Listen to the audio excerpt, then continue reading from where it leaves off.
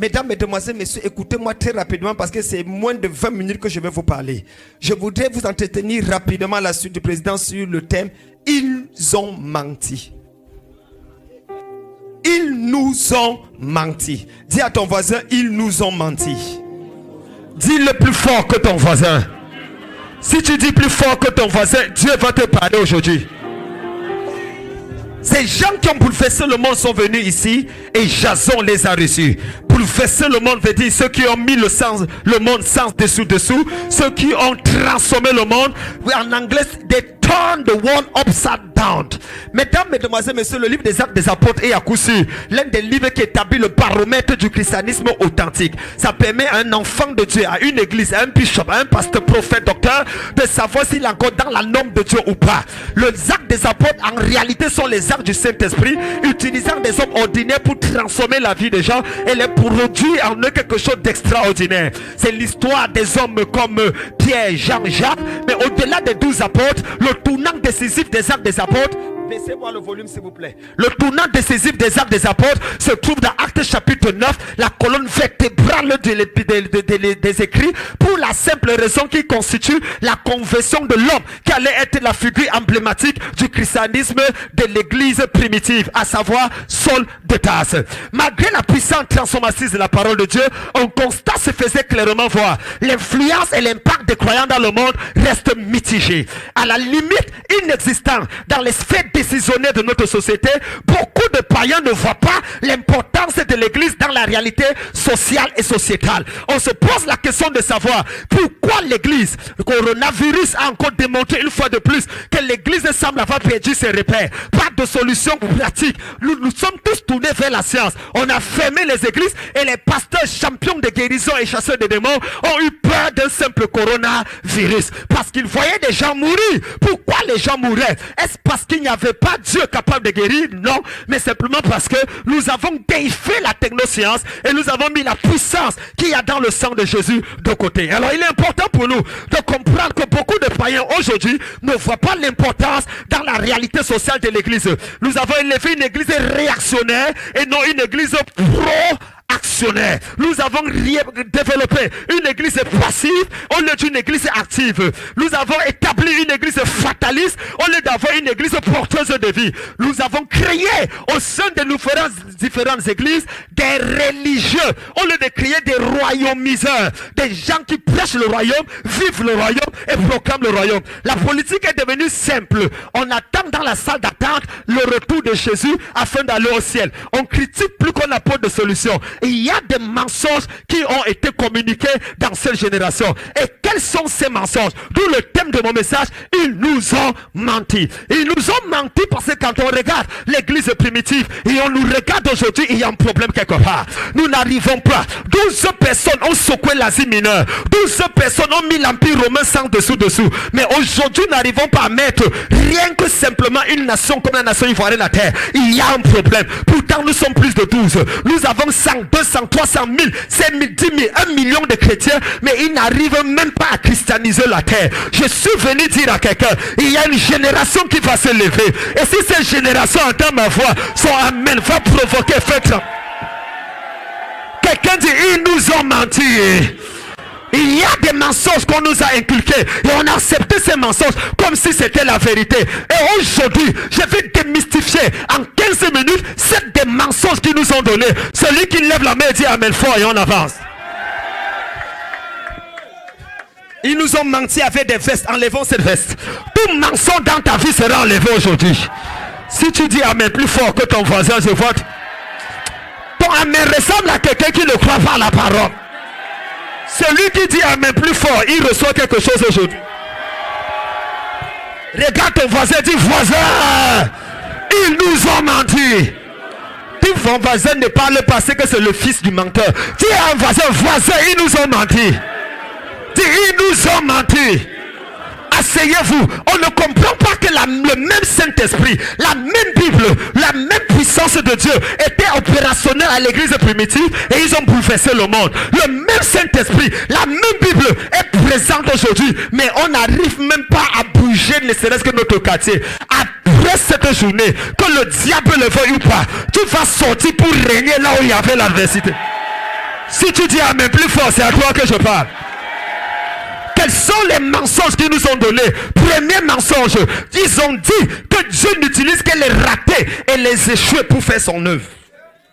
Premier mensonge, que Dieu n'utilise que les ratés et les échoués pour faire son œuvre. Autrement dit, si tu es intelligent, tu es disqualifié. Si tu es jolie, belle, tu es disqualifié. D'ailleurs, dans les églises aujourd'hui, quand une femme est jolie et belle, on dit qu'elle a l'esprit de Mami Wata, elle a l'esprit de Python et de serpent. Mais quand elle ressemble avec le visage comme Mike Tyson a boxé pendant 14 combats et que le visage est défiguré, on dit c'est la sœur en Christ. Non, ce n'est pas la sœur en Christ, c'est la sœur en crise. Elle a un problème sérieux dans sa vie. Elle a besoin d'une révolution dans sa vie. Si quelqu'un dit amen, quelque chose de...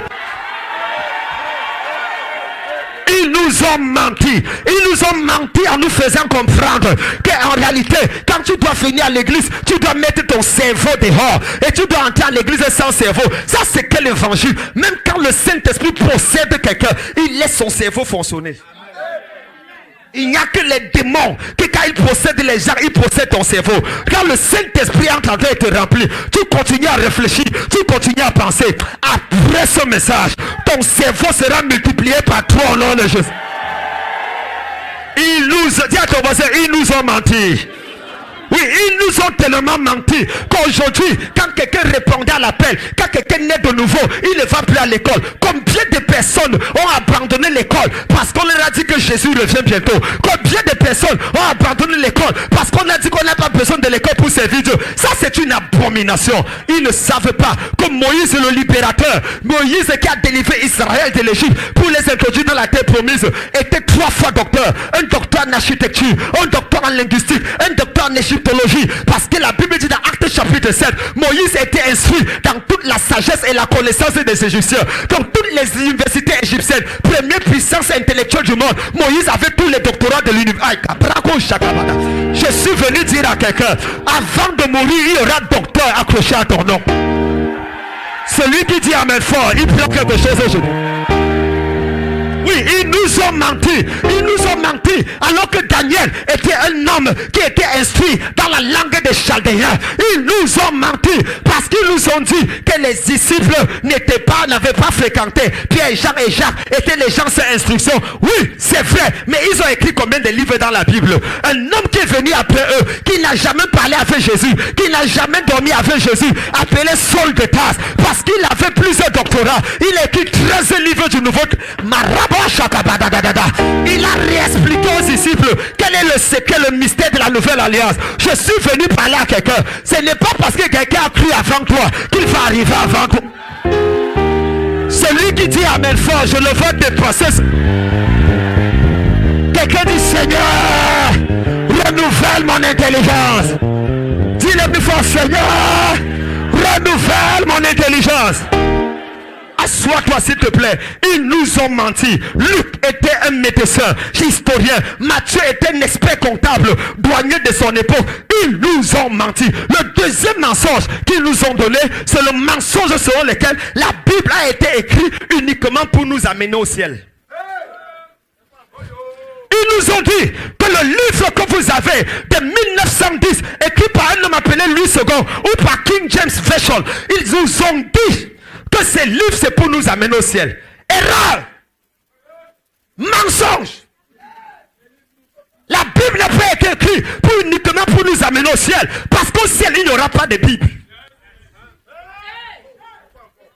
Josué chapitre 1 verset 8. Que ce livre de la loi ne s'éloigne pas de ta bouche, mais dis-le jour et nuit pour agir fidèlement selon tout ce qui est écrit. C'est alors que tu iras au ciel. Non, c'est alors que tu réussiras dans tes entreprises. La Bible a été écrite pour être un entrepreneur.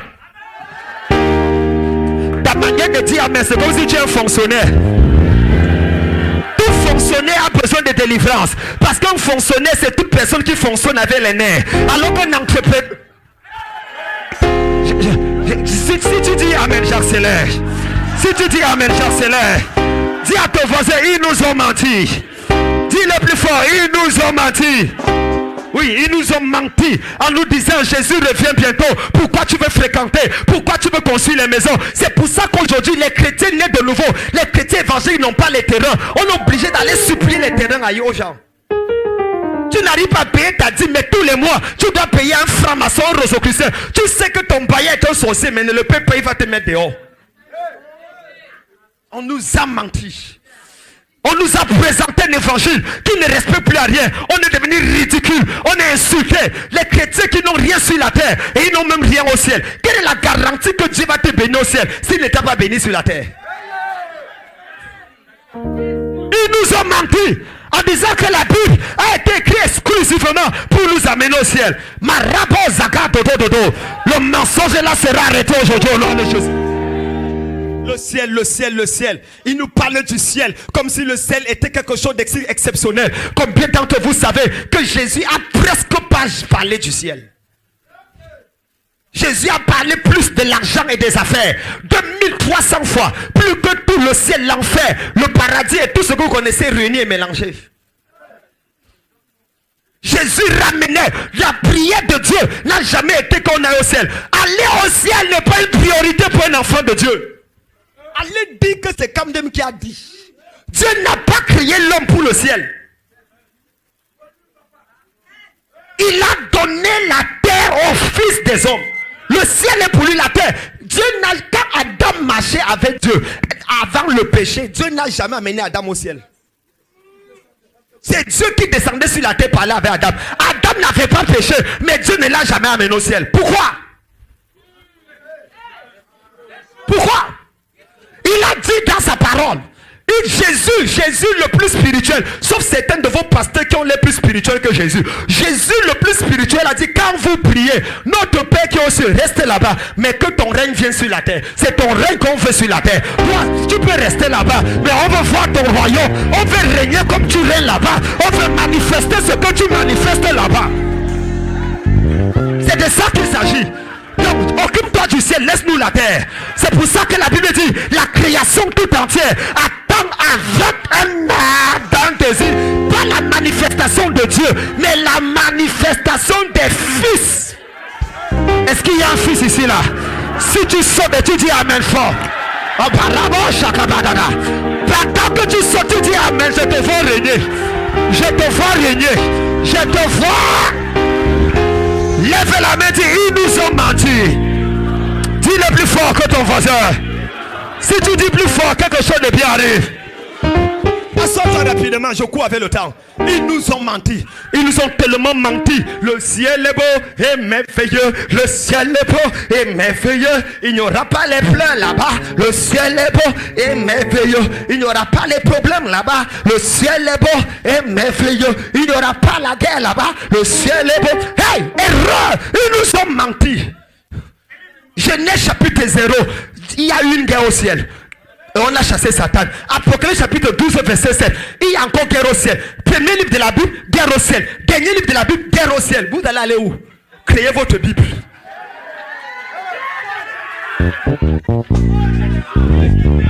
Dans Genèse, on le chasse du ciel. Dans Apocalypse, on le chasse du ciel. Donc tous les livres, il est au ciel. La preuve, c'est que c'est lui qui part voir Job. Dieu convoque ses amis. C'est lui qui monte au ciel parler avec Dieu pour dire que Job là est un dangereux. Est-ce que je peux parler à quelqu'un ici là? Dis à ton voisin, ils nous ont menti. Et puis tu crois que tu vas pas pleurer au ciel? Je connais un homme dans la Bible, Jean, Apocalypse chapitre 4. Jean se retrouve au ciel et il pleura. Il dit, je pleurais de ce que personne ne peut dire d'ouvrir le livre, ni de rompre les sons. Il est au ciel, mais il pleure. Qui t'a dit qu'on ne pleure pas au ciel? Tout au ciel que tu vas pas pleurer, lis bien ta Bible. Jean a pleuré au ciel, ce n'est pas tout. La Bible dit, il essuiera toute larme de leurs yeux. Il essuie les larmes, quelles larmes? Ça veut dire qu'il y a des gars qui vont pleurer au ciel. Et Dieu sera là pour essuyer les larmes de leurs yeux. Heureusement que je ne ferai pas partie. Pourquoi est-ce qu'ils vont pleurer? Ils vont pleurer parce qu'ils ont raté les opportunités sur la terre. Ils pensaient vivre la bonne vie au ciel, alors que la bonne vie commence sur la terre. Et ils vont pleurer d'ici, je savais, j'allais m'investir sur terre en attendant le ciel. Je lève la main vers le ciel. Toute personne qui dit amen fort, tu vas régner avant d'arriver. Quelqu'un dit faille, regarde ton voisin de gauche et de droite et dis, ils nous ont menti. Dis-le encore. Rapidement, c'est vous. Le troisième mensonge qu'ils nous ont donné, c'est le mensonge sur lequel l'église n'a rien à voir avec le monde. Ils nous ont menti en nous disant que l'église n'a rien à voir avec le monde. On a formé l'église pour l'église, au lieu de former l'église pour le monde. On a formé l'église, on a appris aux gens à chanter dans la chorale, on a appris aux gens à faire l'intercession, on a appris aux gens à prier, à danser les danses spirituelles, on a appris à s'habiller comme les anges du ciel alors qu'on est encore sur la terre. On les préparait l'église pour l'église au lieu de préparer l'église pour le monde.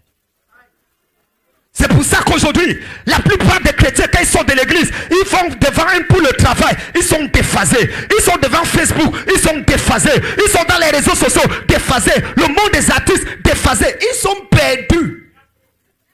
Un jeune fils comme KS Boom invite les artistes mondains et il commence à chanter. Ça devient une catastrophe dans le corps de Christ. Parce qu'on a préparé l'église pour l'église, non pour le monde. Oh, c'est qu'ils ne savent pas que Daniel qu'il prêche a passé son temps dans les réunions avec les gens du monde, les sorciers, les magiciens et les satrapes. C'est qu'ils ne savent pas que le Jésus qui prêche passait le temps avec les gens du monde. Regardez notre mentalité. On est perdu. On est perdu. On se noie alors qu'on n'a pas d'eau. Ils nous ont menti. Ils ont dit que l'église est en compétition avec le monde. On n'est pas en compétition avec le monde. On n'est même pas ennemi du monde. Mon ami, le monde que Dieu dit de ne pas aimer, ce n'est pas le même monde que tu parles. Il dit, Dieu a tant aimé le monde. Pour aimer le monde, il faut aller dans la dimension de Dieu. Si tu es encore humain, n'aime pas le monde, ça va t'avaler. Il n'y a qu'un Dieu pour aimer le monde. Parce que le monde ne peut pas l'avaler car il va transformer le monde.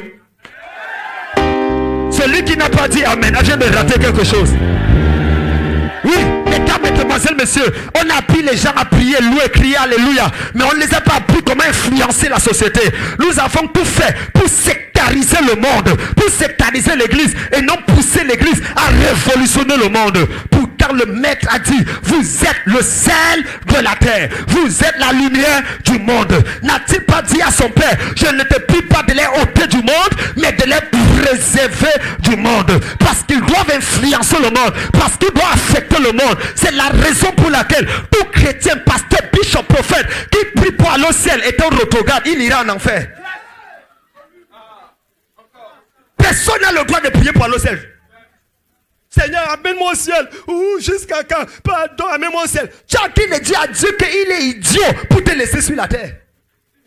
Quand ta mission sera finie, tu n'as pas besoin de prier, il va te prendre. Tu n'as même pas fait, tu ne connais même pas encore le but de ta vie. Tu es un déserteur et tous les déserteurs, on les attrape, on fait quoi? On les exécute. Tu es un déserteur. Tu as peur du monde.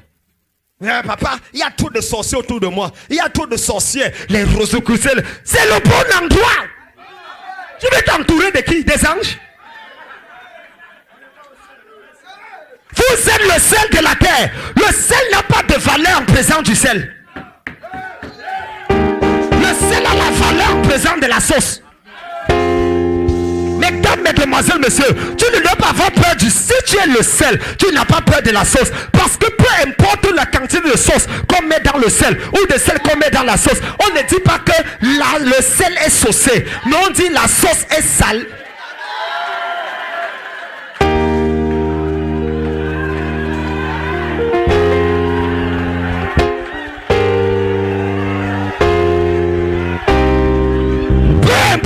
L'étiquette du sel, le sel ne sera jamais saucé. C'est la sauce qui sera toujours. C'est à toi d'influencer ta nation. C'est à toi d'influencer ton environnement. C'est à toi de changer ta famille. Et je fléchis le genou par terre. Avant la fin de cette année, quelqu'un va révolutionner la Côte d'Ivoire. Si c'est à toi que je parle, ton amen, elle était différente. Celui qui me donne un amen fort, l'histoire a déjà marqué son nom.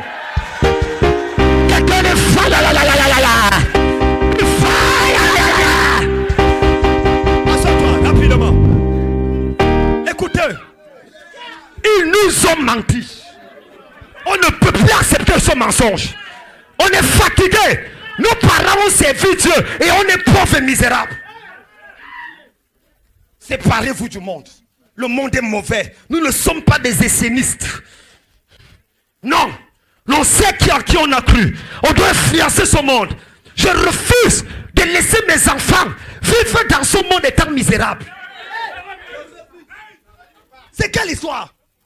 On nous a dit penser au ciel. On a oublié de penser à la terre. Sur quelle base? Même Abraham, le père de la foi, Dieu dit lève les yeux vers le ciel, regarde les étoiles. Il dit la terre sur laquelle tu marches, je te donnerai. Lève les yeux, mais c'est la terre que tu marches que je te donne. Je ne te donne pas le ciel. Même quand tes yeux sont levés, c'est la terre sur laquelle tu marches que je te donne à toi et ta postérité. Vous parlez de quoi? Vous connaissez Dieu plus que les Juifs? Vous les enfants adoptés, gentils du 14e siècle.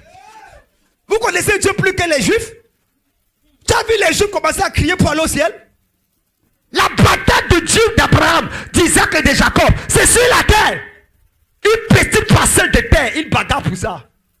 Tu es là, tu es un chrétien sans la terre, et tu dis que tu pars au ciel. Tu vas louer au ciel. Tu seras en location. Lève ta main, dis Seigneur, aie pitié de moi. Dis, ils nous ont menti.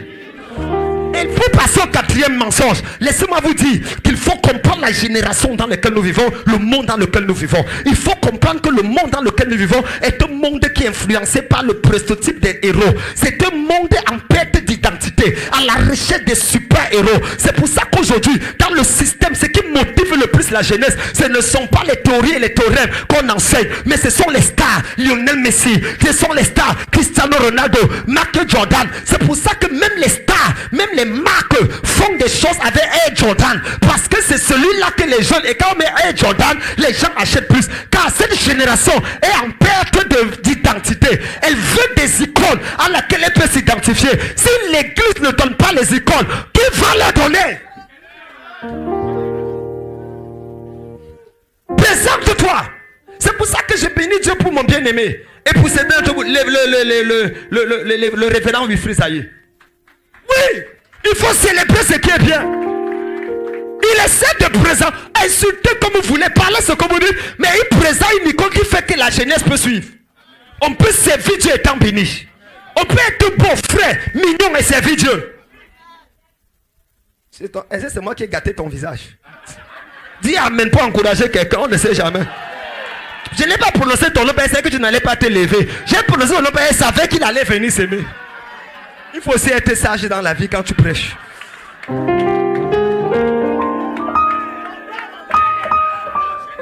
Quelqu'un n'a pas dit amen. Quelqu'un n'a pas dit amen plus fort. Quatrième mensonge, rapidement. Le quatrième mensonge qui nous ont servi, c'est le mensonge selon lequel, oh Marabo Zaka, le mensonge selon lequel le combat spirituel n'est plus d'actualité. Oui. Aujourd'hui, je suis malade. Malade. Avec vos pasteurs, ici en Côte d'Ivoire, en Afrique francophone. Dès que quelqu'un part en Europe, il revient. Son message a changé. Les 5 clés, les 8 clés, les 9 principes, les 14 principes d'un mariage réussi. Les 5 étapes d'un succès. Les gars prêchent comme les blancs. Regardez la plupart de ceux qui viennent. Ils sont calmes, ils ne crient plus. Alléluia. Frères, soyez bénis au nom de Jésus. Dieu est bon, quelqu'un dit amen. Il faut grandir, il faut grandir. Ce n'est plus l'étape d'enfant où on chante, on danse, on crie. La maturité. Quelqu'un dit avec moi, maturité. C'est important, c'est important. J'étais auprès des Champs-Élysées l'autre jour et le Seigneur a commencé à me parler quand il m'a fait voir à Paris la Tour Eiffel. Quelqu'un dit la Tour Eiffel. Que Dieu punisse ta grand-mère.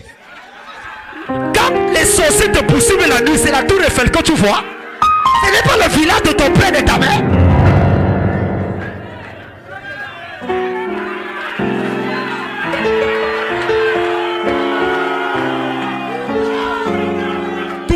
Tour Eiffel a fait quoi? Est-ce qu'il connaît l'esprit d'Abobo? Est-ce qu'il connaît les démons qui y a eu pour les forces de parquet? Ils nous ont menti. Et les blancs viennent avec des trucs, on accepte. Mes amis, restez tranquilles. Un temps arrive, on fera comme ça. Mais ce n'est pas le moment. Parce que l'évangile est arrivé en Europe longtemps. Écoutez-moi très bien. Que les blancs là ne vous trompent pas avec le discours vide de sens. Pourquoi je le dis? Parce qu'ils ont eu un temps, ils ont livré le combat spirituel. Oui, les matins luttons, on priait, on criait, on fait des révoltes.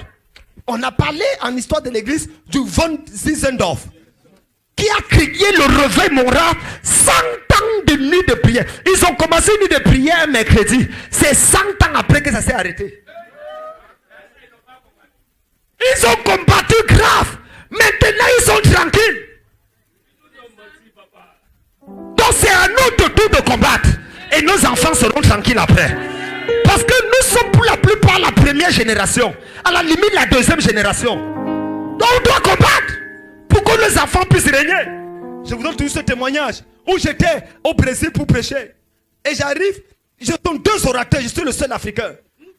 Et pendant que je suis logé dans un hôtel 18e étage, et il y a l'Américain qui doit prêcher, il est obèse. On me dit que c'est lui qui doit prêcher. Je demande celui qui prêche avant moi, mais c'est moi qui. On dit celui qui prêche d'abord. Je dis c'est bon. Ben, si je prêche, je ne pourrai plus prêcher. On me dit pourquoi tu dis que je suis un feu. Il dit ok, d'accord, il va prêcher. À 9h du matin, pendant qu'on m'apporte le petit déjeuner dans les chariots, avec nous, l'hôtel est nickel. Aucun démon ne pouvait entrer dans ce genre d'hôtel. Tu sens la présence de Dieu dans l'hôtel. Je reste là, je vois le petit déjeuner, je vais manger. Quelque chose me dit, rappelle-toi que tu dois prêcher ce soir avec 15 000 pasteurs. Je dis, Seigneur, je ne mange pas, le diable veut me tenter. Je vais jeûner pour que l'onction soit manifeste. J'ai laissé la nourriture. Même la nuit, là, je n'ai pas dormi sur le lit. Quand je descends le matin pour aller voir, me promener un peu parce que j'ai trop prié, je vois le bishop, l'autre jeune gars, un bishop gros obèse. Il est en train de boire son petit déjeuner ressemble à un festin royal de Salomon. Il mange, il avale, il boit les coca, il mange. J'ai dit, le gars, si, avec le vent comme ça, il va prêcher quoi? Je suis remonté dans ma suite. J'ai continué à prier. Oh Seigneur, merci parce qu'on m'a mis un 0 sur 20. Il va taper poteau. Je vais venir redresser le poteau. Je descends à 14h, je le vois, il est à la piscine en train de nager. Avec les non-croyants, les fils sexy avec string. J'ai dit, il a cru. C'est peut-être parce qu'il a donné l'argent aux Brésiliens qu'on l'a fait venir des États-Unis. Ah, le soir, on doit pêcher à 18h. À 16h30, je descends, je le vois en train de voir le football américain au bar avec les autres là. Yes, yes, il supportait l'équipe américaine. J'ai dit, regarde, c'est quel genre? À 18h, pendant que je suis sapé comme un vrai bishop pour aller prêcher, lui met le jean en haut. On nous met 2 limousines. Il en a sa limousine, on a ma limousine, je reste là. Mon frère, quand tu me sonnais, je ne répondais pas. Même mon téléphone sonne, je ne bouge pas. Je suis connecté à l'esprit.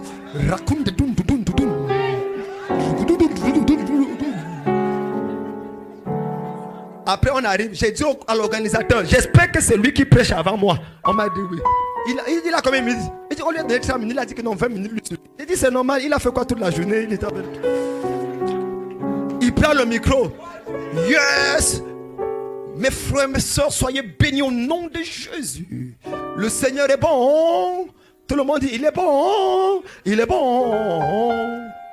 Il dit, finis ça, tu t'assois, tu vas connaître l'évangile. Après 5 minutes, il dit, ok, j'ai fini mon message. Il dit, hein? Il dit, Dieu veut guérir les gens ici. Il y a 28 paralytiques. Il y a 72 aveugles.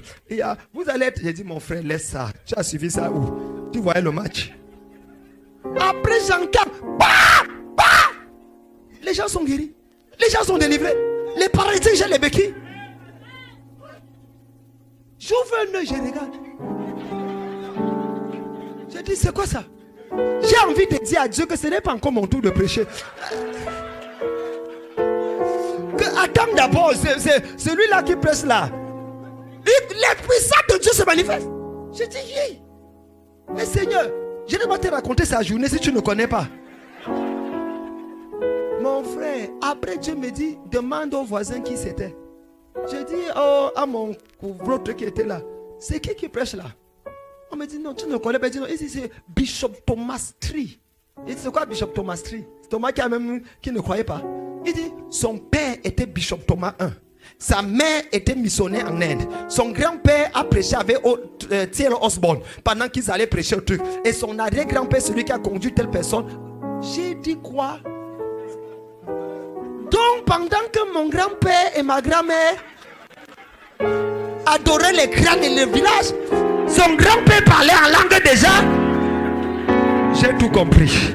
Je me tiens ici pour dire à quelqu'un, le prix que tu payes aujourd'hui, tes enfants vont manger le lait et le...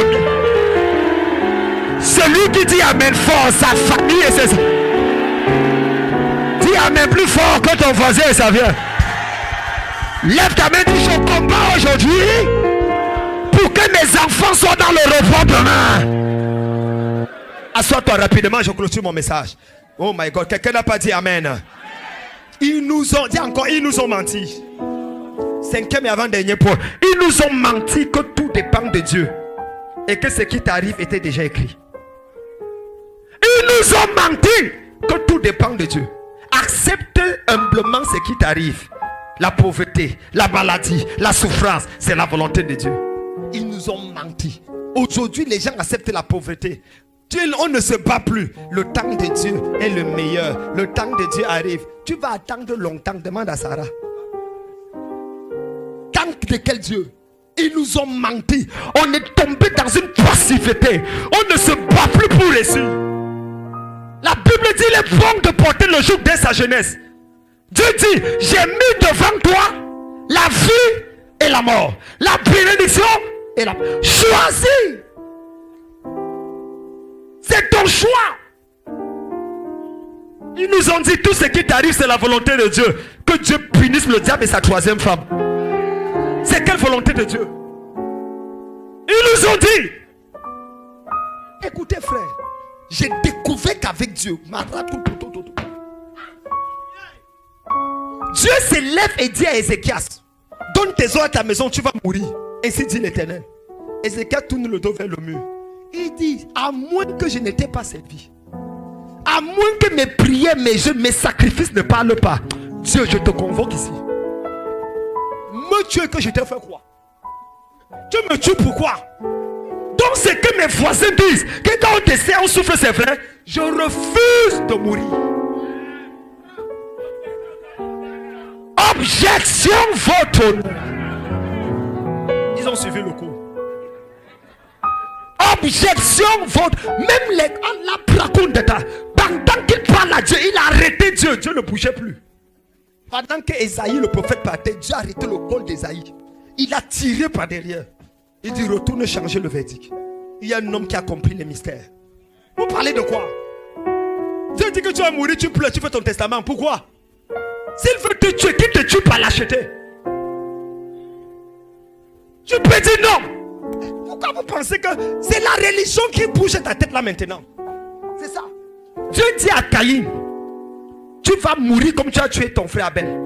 C'est fini avec toi. Quand il finit de maudire Caïn, Caïn lève la main. Objection, votre honneur. Caïn, Dieu dit à Caïn, c'est quoi? Il dit, j'ai à parler. Même les condamnés à mort ont un mot à dire. Et c'est comme ça qu'on lui donne la parole. Il dit, mon père a péché. Tu l'as chassé, il n'a rien dit. Ma mère a péché, tu l'as chassé, il n'a rien dit. Même celui qui te servait, Abel, je l'ai tué, tu n'as rien dit. Maintenant, tu attends qu'il me pour venir me condamner, me dire que quand je vais sortir, si n'importe qui va me voir, il va me tuer. Je refuse de mourir. La peine, c'est trop grande pour moi. Si tu ne diminues pas ça, je ne bouge pas. Dieu dit quoi? Il dit diminue cette peine. Et la Bible dit Dieu mit un sceau sur Caïn, afin que quiconque le trouve ne le tue pas. À un homme qui a tué son frère, à un homme que Dieu a maudit, Dieu l'a quand même protégé.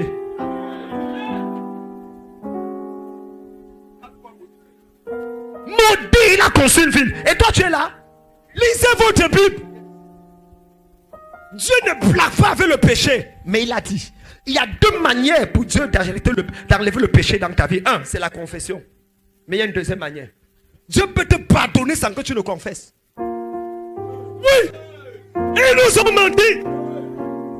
Dieu Dieu a dit dans sa parole, venez plaidons, dit l'Éternel. Si vos péchés sont noirs comme le cramoisi, je le rendrai blanc comme... S'ils sont rouges comme la pipe, ils deviendront comme la laine. Il n'a pas dit venez confesser, il dit venez plaider. Plaider est un terme juridique qui veut dire présenter moyen de défense.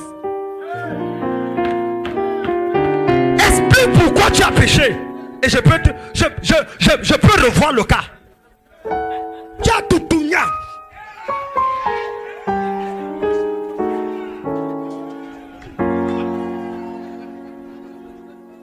Après tu sors, tu dis, pourquoi tu as péché? Tu dis, assois-toi, je vais t'expliquer.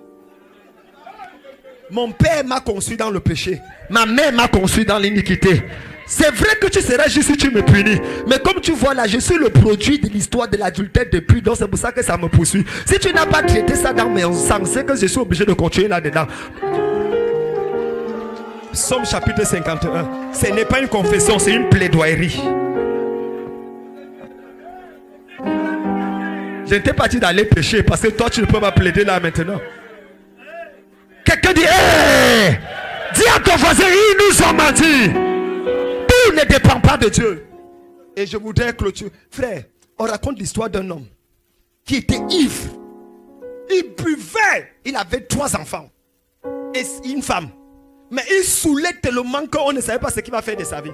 Finalement, sa femme le pardonnait, mais il revient ivre. On ne voit même pas l'argent. La femme dépassée a dit que je ne peux plus supporter.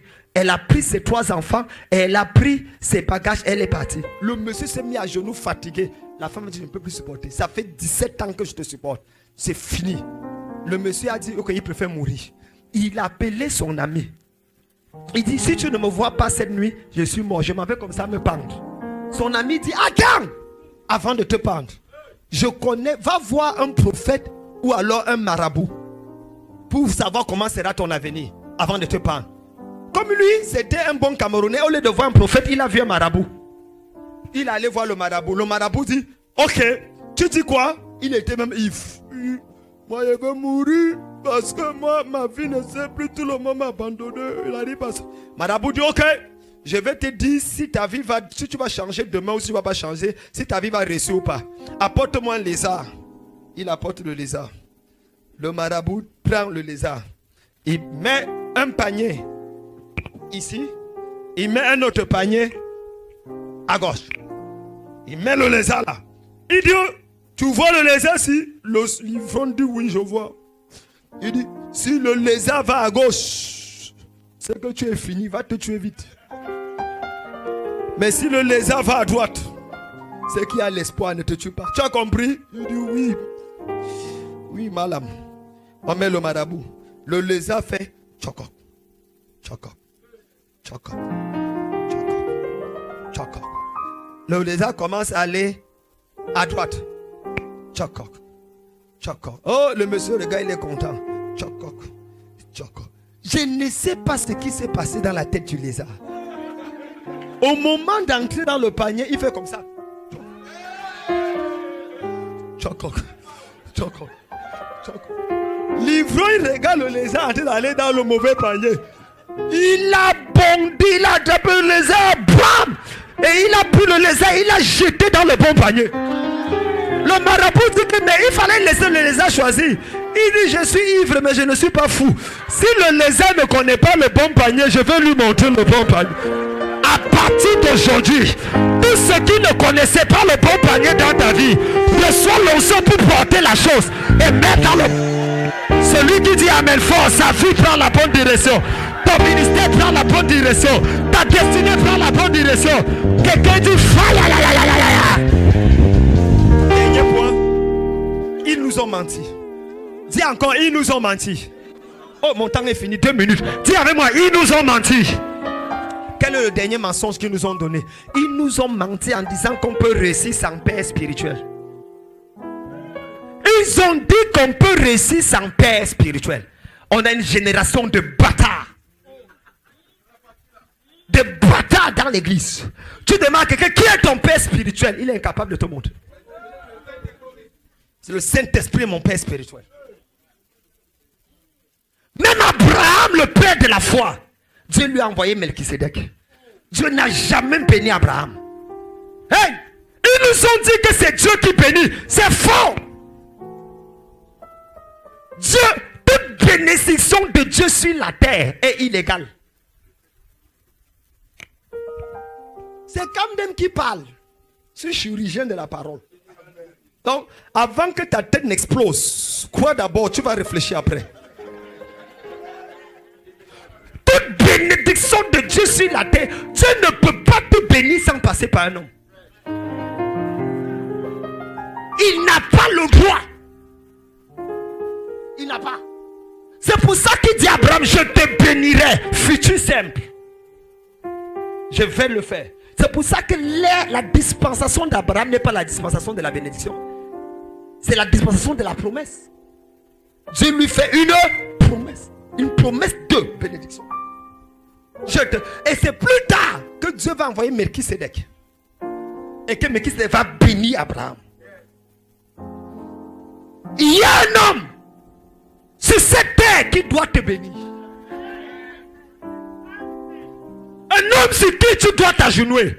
Un homme devant qui tu dois t'humilier. Un homme devant qui tu dois voir sa face comme si tu voyais la face de Dieu.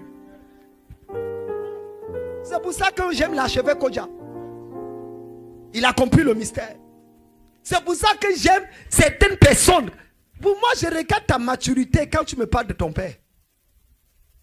Tu ne me parles pas de ton père, pour moi tu es un aventurier. Lisez la Bible. Quelqu'un dit ça, c'est l'Ancien Testament. Même dans le Nouveau Testament. Un homme appelé Corneille, juste devant Dieu, priant et faisant l'aumône. Il demande à Dieu, Seigneur, je veux. Dieu envoie un ange, pas pour lui donner ce qu'il a demandé, pour lui dire qui possède ce qu'il a demandé. Envoie quelqu'un dans la maison d'un Simon le Corroyeur. Dans cette maison habite un homme appelé Simon Pierre. C'est lui qui a la chose que tu veux. Le ciel n'a plus ce que tu demandes. Ce que tu demandes a été transféré entre les mains des hommes.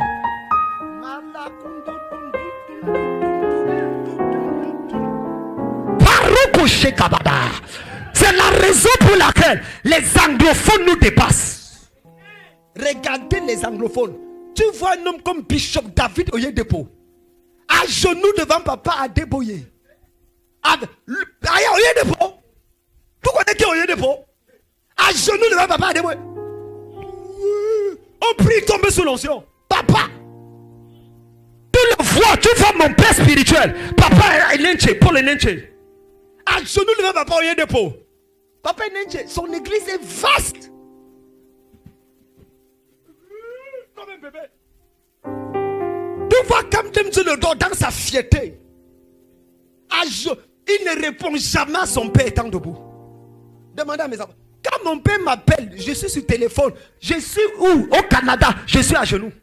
Je ne lui réponds jamais étant assis ou debout. Même s'il m'appelle que j'étais en train de toutounia. Je suis sur ma femme. Je suis en train. Et c'est au moment où la révélation doit sortir. Je vois mon père m'appeler. Sur place, ça va se couper. Je m'agenouille d'abord. Oui, allô, papa. Oui. Amen. Parce que je peux arrêter de le faire comme ça. Au moment où je vais toutounia, l'enfant qui va sortir sera mongol. Et toute ma vie, je vais souffrir sur un enfant que... il m'a donc arrêté pour que l'enfant n'entre pas.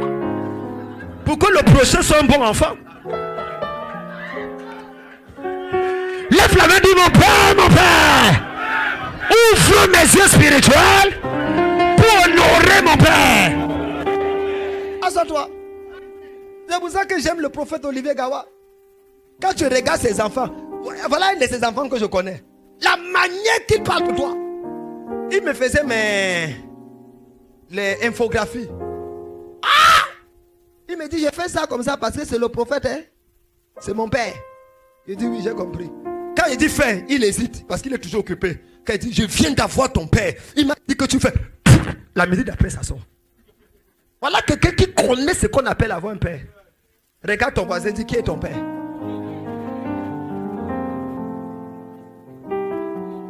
Est-ce que je peux clôturer mon message? Dis, ils nous ont menti. Et enfin, ils nous ont menti en disant que la place de la femme, c'est à la cuisine.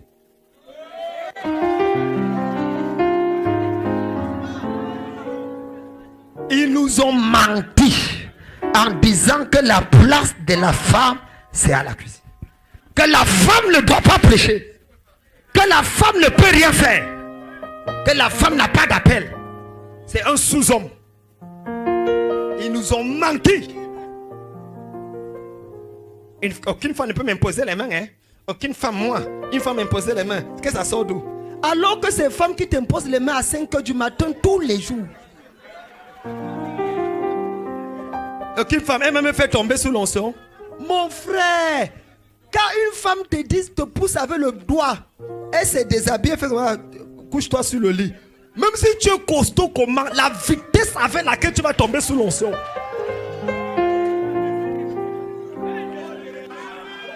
Moi, une femme me donnait un ordre. Une femme me dit de faire ceci, je vais faire. Moi, je suis quand même le chef. Ok, quand tu avais ta femme dans la chambre et que tu veux faire, dis chérie, ferme d'abord la porte. La vitesse avec laquelle tu peux fermer la porte avant de revenir. Pourquoi tu ne dis pas que toi-même vas fermer la porte? Et tu sais ce que tu veux, l'homme égoïste. Quels sont tes intérêts? Tu manifestes trop que tu es homme. Je prie pour quelqu'un ici là. Il y a une femme qui va sortir d'ici. Si tu dis amen fort, c'est toi qui vas changer l'histoire. Qui a conduit? Où sont les Catherine Kuhlman? Où sont les Aimé Macpherson? Où sont les femmes qui vont révolutionner la terre? Où sont les Déborah? Les femmes qui vont se lever et changer l'histoire? Où sont les femmes qui vont réécrire l'histoire? Je suis venu par là une femme. Le